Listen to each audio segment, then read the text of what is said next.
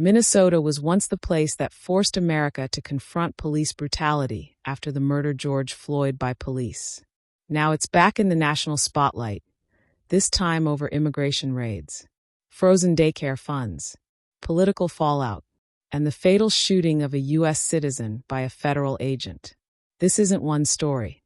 It's a chain reaction, and it explains why Minnesota has become ground zero for some of America's deepest divisions. Tonight on Ugly History Revisited, we're asking a deeper question. What happens when public trust, government oversight, and media, especially viral media, collide? And more importantly, have we seen this before? Like, comment, subscribe, and hit the notification button if you enjoy content like this. And now, onto the story.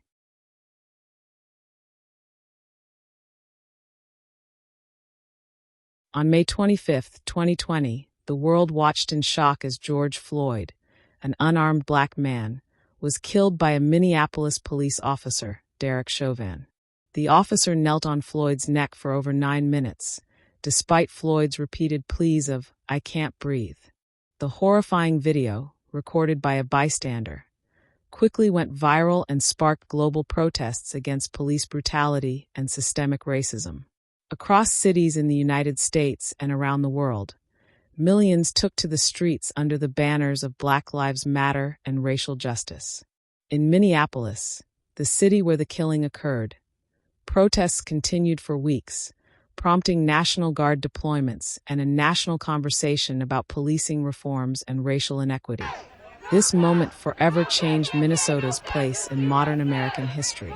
It framed how many people saw law enforcement, race relations, and public safety, not just locally, but across the nation.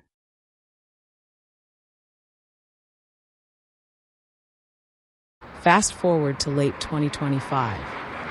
In the wake of political realignments and shifting priorities in Washington, immigration enforcement became a central theme in national politics, and Minnesota found itself on the front lines once again.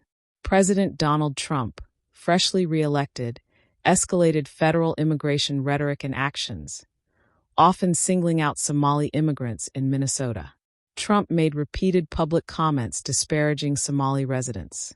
Minnesota is home to the largest Somali community in the United States. Trump publicly criticized members of that community, including Somali American Congresswoman Ilhan Omar. Trump's rhetoric included harsh characterizations, suggesting Somali immigrants contribute nothing and should go back to where they came from. Language critics and reporters linked back to older comments about whole countries. This played out in federal policy moves as well. The administration began targeting immigration enforcement in the Twin Cities area with a significant deployment of federal agents, including 2,000 U.S. Immigration and Customs Enforcement, ICE, Homeland Security Investigations, and Customs and Border Protection officers, in what was described as the largest immigration enforcement operation ever in Minnesota. Minnesota Governor Tim Walz criticized the surge as uncoordinated, politically motivated, and harmful to immigrant families. Critics saw these actions as part of a broader political strategy that leveraged immigration fears to rally certain voter bases. Supporters of Trump's enforcement efforts framed the operation as a necessary crackdown on undocumented immigrants and fraud.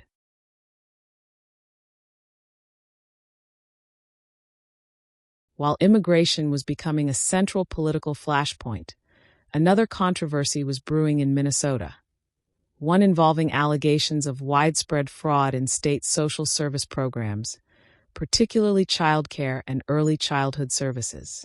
In late December 2025, a heavily shared viral video claimed that daycare centers in Minnesota were receiving millions in federal child care dollars without actually providing services. The video zeroed in on several early childhood programs, many associated with immigrant families, and suggested that Somali American providers were at the center of the alleged wrongdoing. Taking up the charges, the Trump administration's U.S. Department of Health and Human Services announced the freezing of more than $10 billion in federal child care and family assistance funds to Minnesota and 4 other Democratic-led states, California, Colorado, Illinois, and New York, citing concerns about fraud and misuse of funds. This dramatic move targeted funds in programs like the Child Care and Development Fund, Temporary Assistance for Needy Families, TNF, and Social Services Block Grants, programs that support working families and vulnerable children. Critics argued the freeze was both punitive and politically motivated, contending that the fraud claims were exaggerated and that many legitimate providers and families were being harmed. In response, Minnesota and other affected states filed lawsuits, arguing that the federal government lacked legal authority to withhold these funds and that vulnerable families stood to suffer.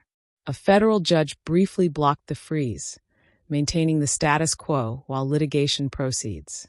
The controversy was particularly painful in Minnesota because the Somali community, already under scrutiny due to immigration enforcement, felt targeted yet again. Community members emphasized that fraud investigations should focus on actual wrongdoing rather than broad punitive measures that hurt families and child care providers who had done nothing wrong.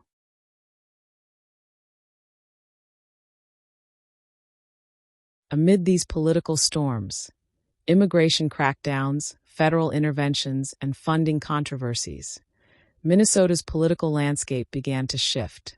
Governor Tim Walz, a Democrat whose tenure had included managing the state through COVID-19 and the aftermath of the George Floyd protests, announced that he would not seek re-election. While he cited multiple personal and political factors for stepping away, the intense pressure surrounding the fraud allegations and federal involvement was widely seen as a major contributing factor in his decision. Walz's decision marked a turning point in Minnesota politics, a high-profile governor choosing not to pursue another term amid a backdrop of deep divisions, federal-state tensions, and partisan battles over policy and identity.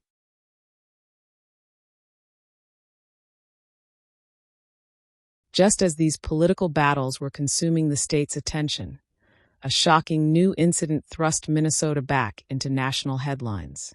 On January 7, 2026, 37-year-old Renée Good was fatally shot by a U.S. Immigration and Customs Enforcement agent in Minneapolis during an ongoing federal immigration operation. Good was a U.S. citizen, a mother of 3, and not accused of a crime at the time of the incident. The shooting occurred on a residential street during an immigration operation that had drawn federal agents into neighborhoods, particularly those with large immigrant populations.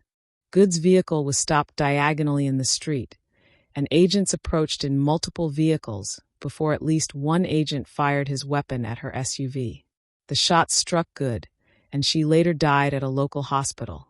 Federal authorities characterized the shooting as justified, claiming the driver acted as a threat. However, multiple videos and eyewitness accounts contradicted this narrative, showing the vehicle attempting to move away rather than aggressively striking agents. Video obtained from an IC agent's phone, which captures moments prior to the shooting, shows a tense interaction in which Good's partner is heard encouraging her to drive away. The footage includes agents shouting commands and then firing as the vehicle begins to move. Other recordings and witness testimonies raised serious questions about whether deadly force was necessary. Good's family and community activists quickly decried the killing as an unjustified use of lethal force. Minnesota officials, including Minneapolis Mayor Jacob Frey and state leaders, demanded accountability and transparency, challenging the federal narrative that Good posed a violent threat. Frey described the federal justification as unreliable and accused authorities of hiding facts. The incident sparked widespread protests across Minneapolis and other cities under banners like "Ice Out for Good," with demonstrators demanding federal agents leave the city and calling for independent investigations into the shooting. At the same time, federal authorities, including the FBI, asserted control over the investigation. Minnesota law enforcement agencies were denied access to case files, prompting local officials to criticize the lack of transparency and cooperation. The shooting of Good came amid an atmosphere already charged by previous controversies. A federal crackdown on immigrants, disputes over childcare fraud, and political warfare that had polarized much of the state. The death of a citizen, a parent and community member, underscored for many the real human cost of policies and rhetoric that had been escalating for months.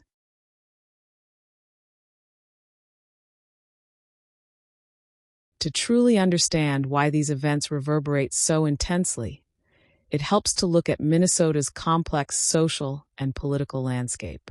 Minnesota's Somali community is one of the most visible and resilient immigrant populations in the United States. Settling in the Twin Cities beginning in the 1990s after fleeing conflict and famine, Somali families have established deep roots, contributed to the economy, and built cultural and religious institutions that enrich local life. Yet this community also became caught in the crosshairs of national politics, both due to isolated instances of fraud investigated by authorities and because of polarizing rhetoric from political leaders who framed those issues in broad, demeaning terms.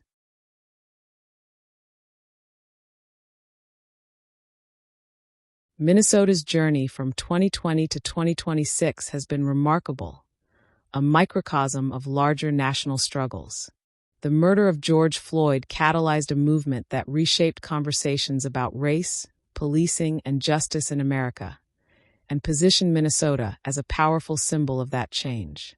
Federal immigration enforcement and political rhetoric escalated tensions, especially in immigrant communities, making Minnesota a central battleground in debates about immigration policy, national identity, and civil rights. Allegations of fraud and the subsequent freeze of billions in federal aid transformed social services into political leverage, raising hard questions about governance, oversight, and who bears the cost of accountability. Governor Tim Walz's decision not to seek re-election reflected how deeply divisive these issues became, not just in public discourse, but in the practical decisions of civic leaders. And the killing of Renée Good crystallized those tensions into a tragic moment that will likely define Minnesota's political and social narrative for years to come. As protests continue, lawsuits unfold, and investigations proceed, the people of Minnesota, like communities across America, find themselves grappling with questions that extend far beyond this one state. How do we balance public safety and civil liberties? How do we ensure fairness and accountability without fostering fear and division? And how do we protect the most vulnerable while addressing legitimate concerns about fraud and misuse of public funds? These are not easy questions, but Minnesota, for all its challenges, remains a place where those debates are happening in full view of the nation. If this story helped you understand what's really happening in Minnesota and why it matters, take a moment to support the channel. Your engagement keeps these conversations alive.